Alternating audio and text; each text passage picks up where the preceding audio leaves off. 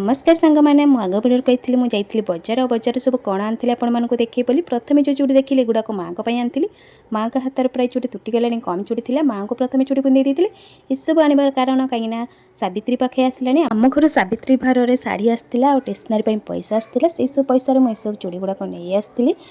मो चूड़ी गुड़ा आपमि लगुच कमेंट में निश्चित जनइबे। ये हूँ नाली पल्ला दिया चूड़ यहाँ मत भल लगे पिंधापी यार आउ डिजाइन भी बहुत भल था यार आउटे डिजाइन